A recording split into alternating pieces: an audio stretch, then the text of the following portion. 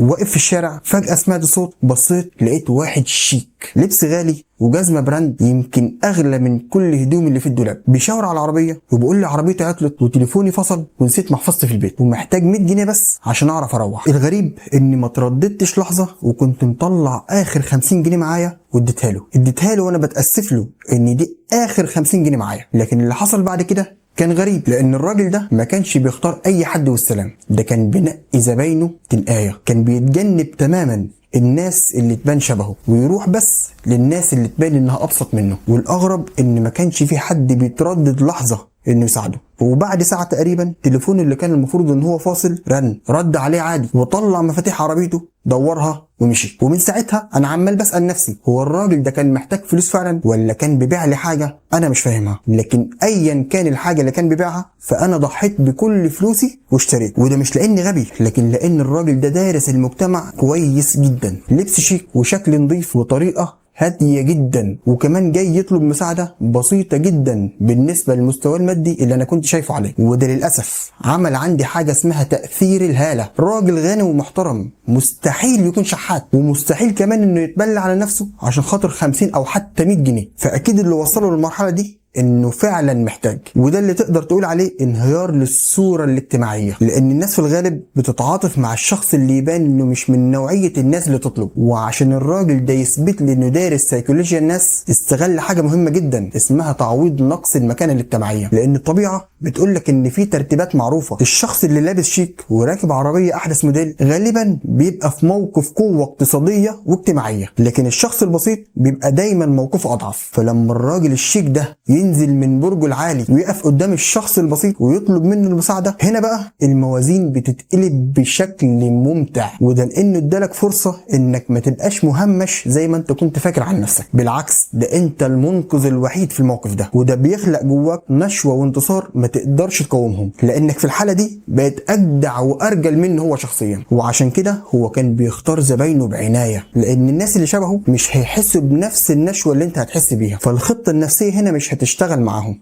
وما تقلقش، لان الراجل ده مش نصاب بالمعنى الحرفي، ده لانه عرض عليك قصه وسابك انت اللي تحدد السعر اللي هتشتري بيه، القصه اللي انت كنت فيها بطل، القصه اللي هتحكيها لنفسك وللناس بعدين. وانا اشتريت ب50، انت اشتريت بكام؟